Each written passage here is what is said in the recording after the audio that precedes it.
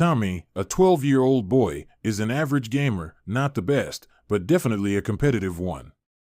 One weekend, Tommy and his two friends, Max, the tech-savvy one, and Leo, the joker, head to the local thrift store to look for old games and gadgets. While digging through a pile of forgotten items, Tommy pulls out an old, dusty video game cartridge. The title reads The Impossible Game. It has a retro look, and there's something mysteriously enticing about it. The shopkeeper warns them, no one has ever finished it, kids. It's cursed. Max, ever the skeptic, rolls his eyes, but Tommy is curious. Leo is just excited about playing something new.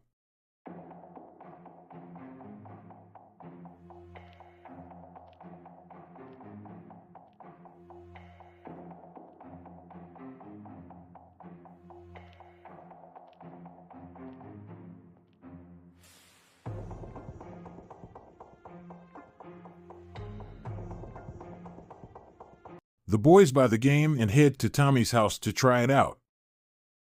The boys set up the game in Tommy's living room. The game's menu screen is simple but ominous.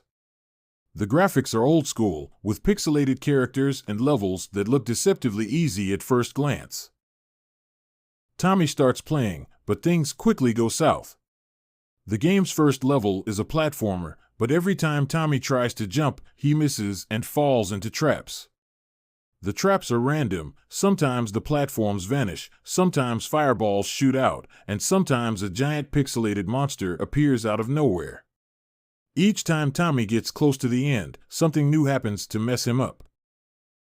Tommy, what is this? This isn't normal. There's no way anyone can finish this. Max, the tech guy, starts looking for cheats or hints online, but finds nothing. It seems like no one has ever managed to finish the game. Meanwhile, Leo is cracking jokes, laughing at Tommy's failed attempts. But Tommy's getting frustrated, even embarrassed. His friends tease him in a fun way, but it stings. He prides himself on being good at games, but this one is breaking him down. After hours of failure, Tommy shuts the game off in frustration. Tommy can't stop thinking about the impossible game. The next day at school, he talks to Max and Leo about it. His friends think he should give up, but Tommy refuses. He's determined to prove that the game can be beaten, but the next time Tommy tries to play, things only get worse. He's failing harder and faster. It's like the game is actively mocking him. The traps become more elaborate, and Tommy's frustration grows. He starts snapping at his friends, pushing them away. Tommy even starts doubting his own abilities. Maybe I'm just not good enough, he thinks. He wonders if he's just not cut out for this kind of challenge. Max, hey, don't give up. You're better than this. It's just a game, man. But Tommy can't shake the feeling that he's let his friends down. His pride is on the line. He isolates himself, spending hours trying and failing. Eventually, he's ready to give up for good. Leo comes over one afternoon and notices Tommy's worn-out attitude. He suggests, what if we do this together? Leo encourages Tommy not to go it alone. He insists that it's not about winning, it's about having fun and not letting a stupid game ruin their friendship. Leo, come on, man. I'm not the greatest gamer, but I can hold a controller. Let's do this together. You don't have to do everything by yourself. Tommy is skeptical, but Max agrees, too. The boys team up. They take turns playing, communicating, and helping each other out. At first, they fail. Again and again. But each time they fail, they learn something new. Tommy learns to laugh at his mistakes, Max starts analyzing the game mechanics, and Leo provides comic relief to keep the mood light. They begin to understand the patterns of the game, the traps and obstacles. Slowly, they get better. They learn how to time their jumps, how to anticipate the traps, and how to work together. They even start strategizing, with each player focusing on different elements of the game. Tommy might focus on platforming, Leo on dodging, and Max on figuring out the patterns. After many attempts, they finally reach the final level, the one that everyone said was impossible. But now, Tommy doesn't care about proving anyone wrong. He's just having fun with his friends. They're enjoying the challenge, not stressing about winning. The final boss is intimidating, a huge, menacing pixelated creature that has multiple phases.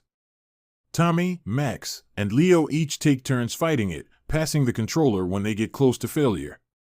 The boss's attacks are relentless, but the boys remain calm, determined, and united. Leo, laughing, "We've come this far, might as well finish it." At the last moment, when the boss is on its last life, Tommy has to face his biggest challenge yet. The trap that had always defeated him in previous attempts, a disappearing platform, reappears.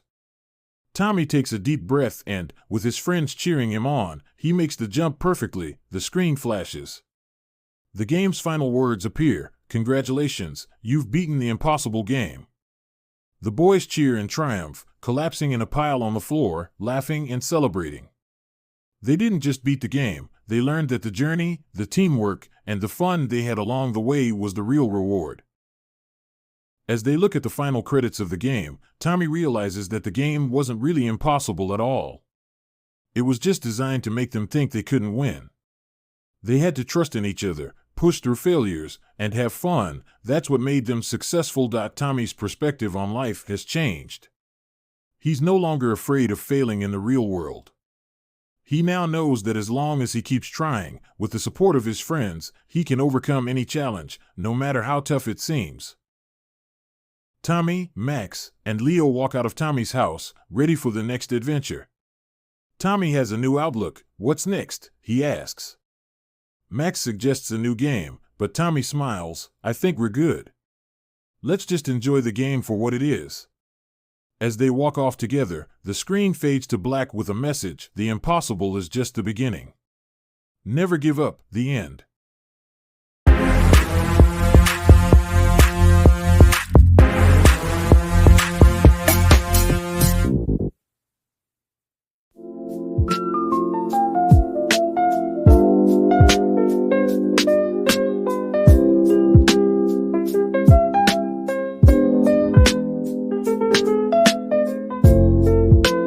Subscribe to my channel.